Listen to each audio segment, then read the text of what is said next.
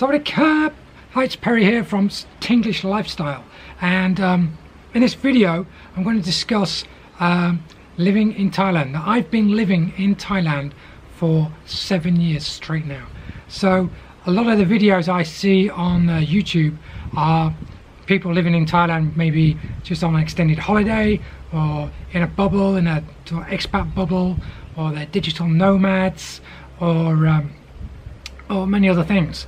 But I've actually lived here for 7 years, so I think I've got some nice insights that you may or may not like. It's going to be a little bit different than what I've seen before on YouTube anyway. So if you're interested to find out what it's like to live in Thailand for the long term, then stay tuned.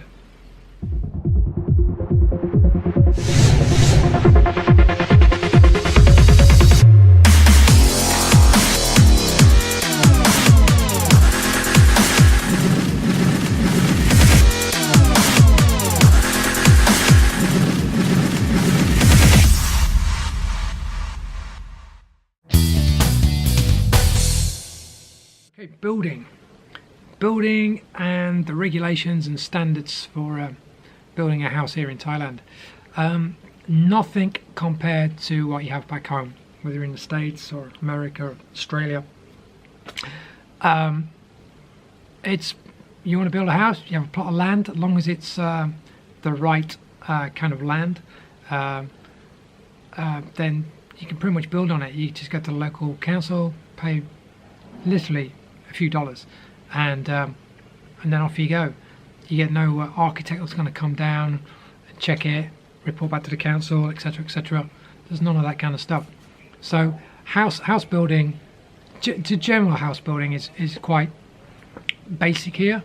If you start spending some kind of good money to make a good kind of European standard kind of home, you can build a home here for like kind of European standards for, I would say, 60 to 80,000 pound. Although I'm not too sure, because we live in a shipping container, or some series of shipping containers. So, and everybody asked me the price of that, and you know what? I've actually no idea. We just got 4 shipping containers, and we built them, and I didn't really keep an eye on the price. It wasn't astronomical, but maybe we built our home for, excluding land and everything else, maybe about £20,000. Not too much, and it's a big old place. And we keep adding to it and doing different things. But again, it's building a house. What kind of windows do you want? You know, what kind of doors do you want? What kind of fixtures and fittings do you want? You can spend as little or as much as you want. Yeah, it depends what you want to do, how much you're going to be here, etc, etc. And we're just building a new house, half a house on our farm. So we've got the old farmhouse, 2-bedroom farmhouse, and we're building that, and we just knocked kind of like the back third down, and had a big steel frame put in and a new roof, and I think that in total for the labour and materials was about 115,000 baht, not too much. Then we've got a builder coming in starting in about a week or two's time, and again, I think the labour for that is going to be about 100k, just over 100k, and then the fixtures and fittings, and it depends how much we want to spend on that. New bathrooms and kitchen, etc, etc. So yeah, it's open-ended. I don't worry about things that too much. So we'll build that for maybe less than 500,000. Depends how much we pay. We really have no idea, because it doesn't really matter for us. Say 500,000. You can build a house from scratch for that. You can build a house for 300,000-400,000, a little Thai house. But anyway, that's what we're doing. But regulations wise, and the quality of building, that's the main thing. We've waited for get the right builder at this time on our house. We've found great metal workers now, work with them. We've got some great electricians, work with them all the time. These are the people we didn't know when we was building this particular property, and so again, if you started building, take your time to find the right people. Don't rush into it. cheap is probably the most expensive thing you can do here, because you're just having to fix it all the time and it won't last very long, you know. So but the thing about quality is most builders don't have a reference point of the quality you want. My optician in town, he studied in London, came back to Trat to open up his opticians, and he was trying to explain to his builders what he wanted and the quality he wanted, and we had this conversation because I have the same thing. It's hard to explain to someone exactly what you want when they've got no reference point of the quality.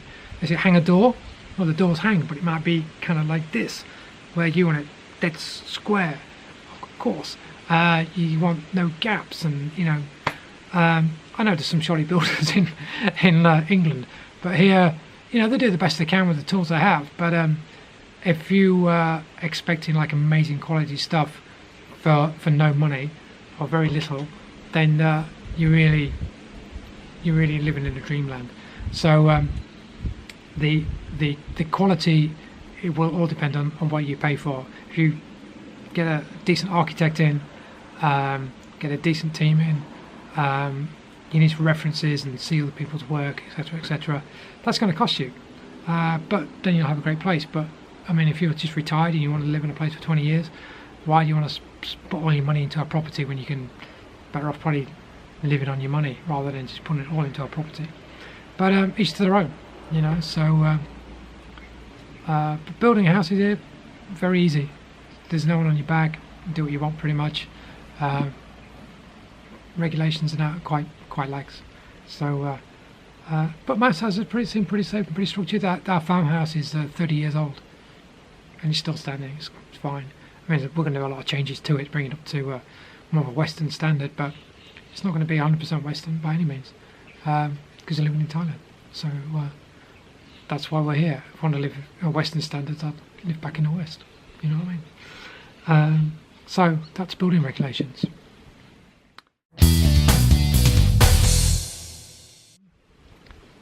Insects and dangerous animals. One of my pet hates actually is flies. So I live in this country, it's just lots of flies, it's hot.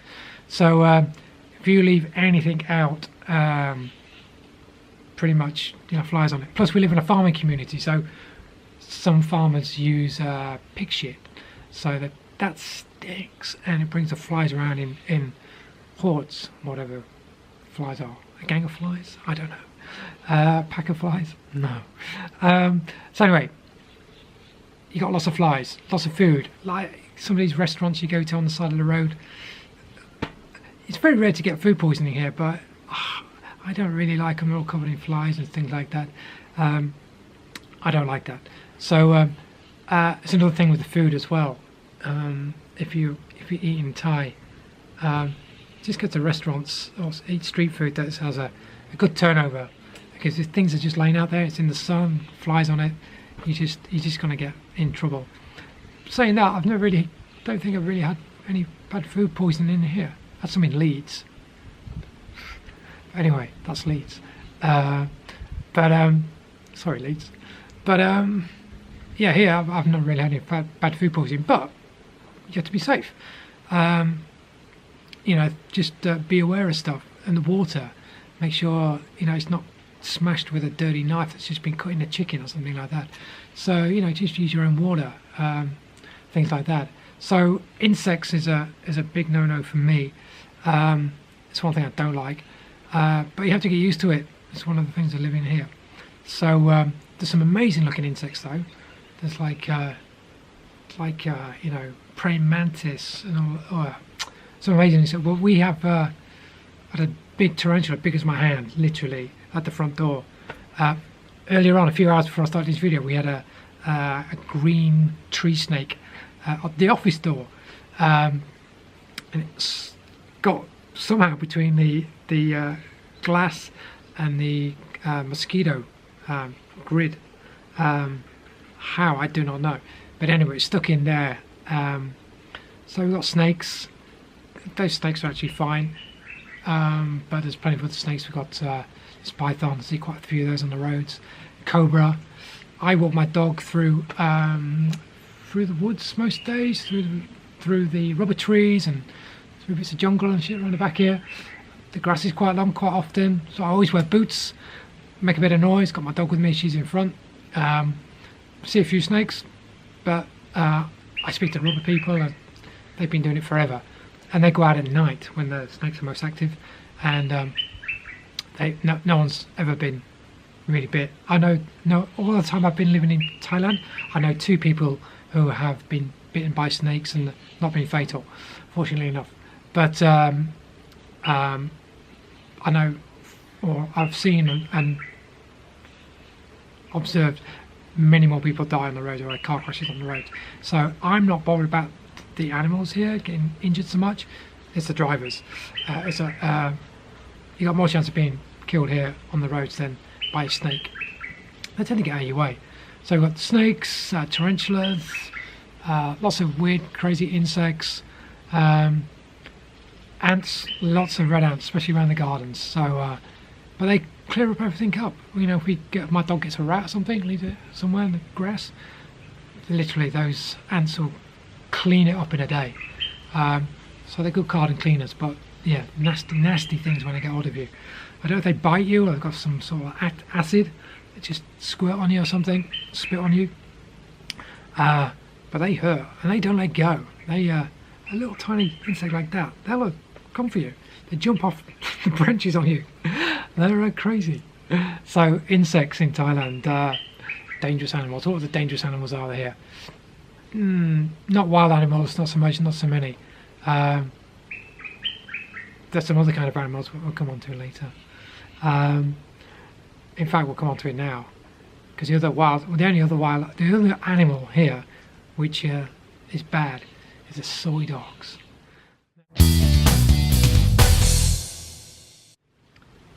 Soy dogs. Now, most people have a dog in Thailand. Lots of people have dogs in Thailand, like in England. I love dogs. I've got our own dog, a little taxi. Love dogs. But most Thais don't keep dogs like we do back home. Now, we look after our dogs. We'll have a compound for them so they're not running out on the road. Here, they love dogs when they're nice and cute. And they're little puppies. As soon as they get a little bit older, they're just not allowed in the house. They just roam around. They get together in packs, and you cycle past someone's house. You'll have several dogs come running after you, snapping at your legs, and it's a pretty crazy experience. I've had some Rottweilers up the road here because of the shrimp farms. They have them just roaming free at night in case anybody goes and tries to steal their shrimps. But they just come out on the roads, and I've been cornered by 3 when I've been on a bicycle. Not a pleasant experience. Other times, other dogs, just gangs of them. I'm the only person who takes my dog out for a walk on a leash. I'm sure the locals will laugh. But we encounter many dogs all the time. But my dog's pretty savvy. She don't like other dogs. So they feel the full force of her, which is kind of good. But when they're in packs, you really have to watch it. And they always, when they're a pack and they get that instinct, they're really bad. So in Bangkok, I believe, according to Wikipedia, there's an estimated 100 to 300,000 soy dogs just running around Bangkok. When I used to live there on the river, every night they'd start howling. And when I first started living there, I was like, what the hell is this? It's like literally hundreds and hundreds of dogs all start howling to each other. And it's like some weird ghost sound. It's very, very strange. So 300,000 dogs in Bangkok alone. It's just soy dogs running around. Very, very dangerous for everyone. They're in packs. You can get cornered, you can get bit. Dogs have rabies here. They're not neutered, so they just keep breeding and breeding. They will come around your food, they'll make a mess everywhere. They're just nightmare. So you can't really blame the dog, it's the people. But the mentality here is, I don't know how you're going to change it. There was quite recently a law going to be introduced where everyone who had a dog was going to have to pay 500 baht, about £10, for a license for a dog, for every dog they had. But people have 10 dogs just roaming around, and so there's a big uproar, and they withdrew it. So it doesn't help, because it's a strange one here. If you have an accident and you have a dog, there's a lot of law on the dog's side. So if you have an accident and you hit a dog, the owners will come out of the woodwork all of a sudden and demand money off you, and etc., etc. But if that dog bites you, you can't find the owner for love nor money. No one will own up to owning that dog. So it's a very strange one here. I don't know what the answer is. When I lived on Thailand, it used to really annoy me because we had chickens. We have chickens here, but we had chickens in Koh Chang as well. And we had soy dogs that come in and just at night, early morning, and just get into the chicken coop and just kill the whole lot within seconds. Just a bloody mess. Unbelievable. And when you tried telling the tourists to stop feeding the dogs at the end of the road soy, because of this, they just look at you like you're a heathen, that you don't like dogs and things like this, and but it's alright for them. They can just feed them and then they disappear back on their holiday and go somewhere else. You're left with a problem with these dogs there, and they're just breeding, and I don't know what the answer is. I wish people would look after the dogs, I really do, but whether they should cull them or whatever, I don't know. I just wish people look after the dogs like we look after ours. Makes everybody's life a lot easier. That's soy dogs. There's rabies and the bites and the packs of dogs, just absolute nightmare. I know a lot of tourists complain about it as well. See them on the beach and they're shitting everywhere and stuff like that. It's not what you want, but they kill cats. I see some posts on Facebook every week about someone in Koh Chang and got their cats torn apart by a pack of dogs. It's horrendous. But yeah, who knows what the answer really is. What else you notice in Thailand, living in Thailand? The shady characters. More so when I was living in Bangkok, lots of shady guys, sex tourists, etc. Some real people, some real issues. They all come to Thailand and think the world's going to change because they're in a different country to their own, but they've still got the same issues, and it compounds when they start taking lots of drugs and alcohol and living in a foreign country. So yeah, I've got some good friends here, but there's a lot of people I just don't have any time for that I've met along the way. Very shady characters. It kind of reminds me of when I was a kid in Spain, all the sort of bad guys and the gangsters that used to go to a place in Spain called Costa del Sol. I don't know if they still do. I think they all go to Pattaya and parts of Bangkok and things like that now. So there's lots of shady characters here, lots of crime and stuff like that in those expat circles. Lots of boiler rooms where they're just on the phones trying to sell you crap back in wherever your country is, taking all your money and running away with it. There's a lot of that kind of stuff going on. So I should stay away from all that. It's just not interested in that kind of life and all that kind of thing. So there's a lot of shady characters here. People just propping up bars all night. Fine, if that's what you want to do, but it's not for me. And yeah, you just got to be aware of anyone. You never know what people's true intentions are when you meet them as well. So yeah, I try to keep to myself nowadays. I know that sounds stupid when I'm talking to you on YouTube. Keep to myself, but only let you know what I want you to know. But yeah, lots of shady characters here. I'm not shady. I don't think I am. So yeah, to be careful with the people you meet here. You never know who you're speaking to, what their operandus. Oh, I don't know what that is, or what I'm trying to say. Yeah, there's lots of shady characters here. Just beware. Yeah, but I always say on that, beware. It's like anywhere.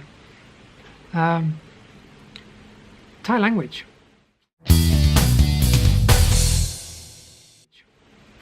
Thai language. 7 years living in Thailand and I still can't speak Thai, and that kind of bugs me a lot. I went to school for a year. I never missed a lesson, like twice a week, and studied Thai, and I can never progress up to a certain point. I don't know why. My brain's just not wired for that. I did French at school for 6 years, and I know it's probably less French than I do Thai. So, you know, you can't know everything, you can't learn everything. There must be a way I can learn it, surely. But living here for 7 years, and I still find it hard. I've just been with like 10 Thais this morning, from Bangkok, sister-in-law's work colleagues, and yeah, it's tough and a little embarrassing. It's a tonal thing. Thai language is tonal. There's 5 tones. I just can't hear the tones, for one thing. I do kind of pick up a lot of conversations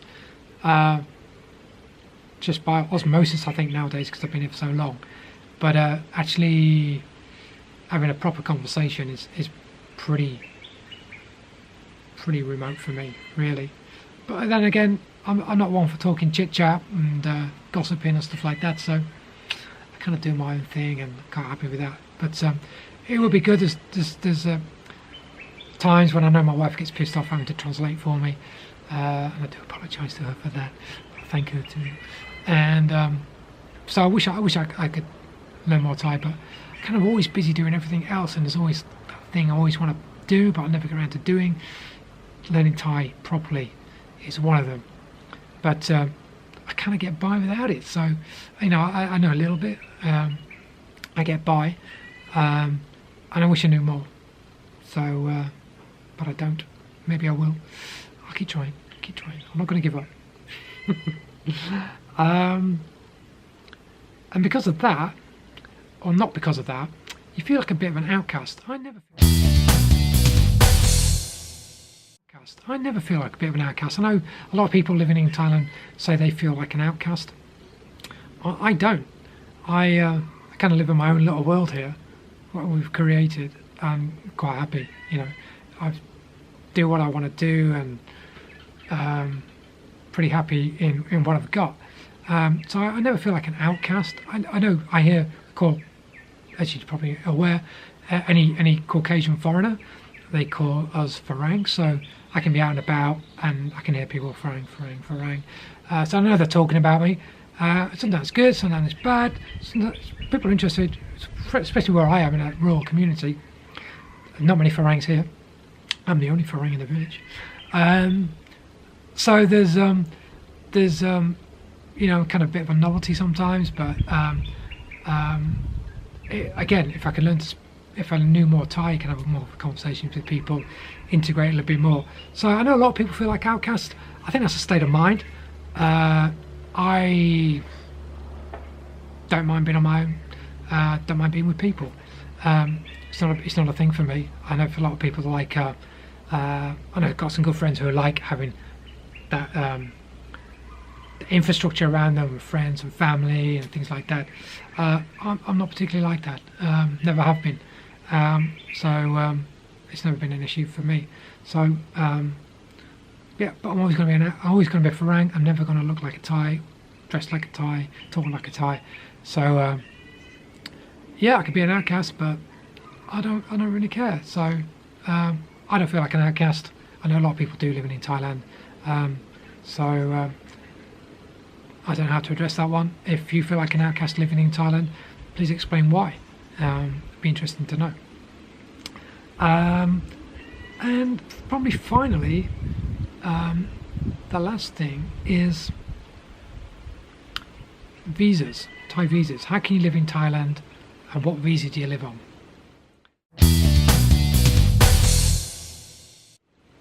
Well, I live on a marriage visa.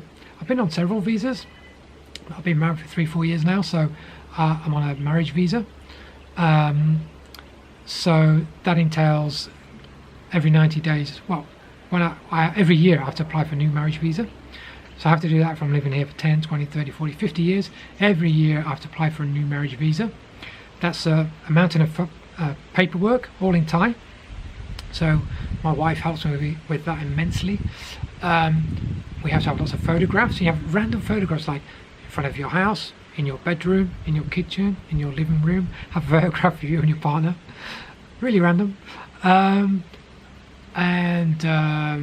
number of your house and lots of different things. We have a bunch of photographs, marriage certificate.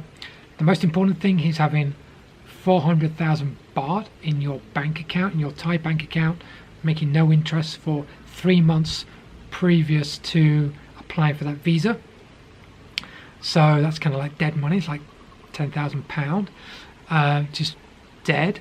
But you know, cost of living out here outweighs that anyway. So you look at it in a more positive light like that. If I was on a retirement visa, if you're over 50, you can be on a retirement visa here, which now you have to have 800,000 in a bank account for 3 months. So that's 20k. For me, quite happy on a marriage visa. So that's the way it's staying. The immigration, last time I did it like 9 months ago, it's a pain for them because they have to come and visit us at the house. So they try to get me onto the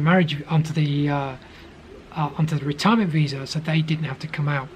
So I said, no, you come out, so I have to pay less. So save 10 grand and they come out and do their job. So that's the way it is.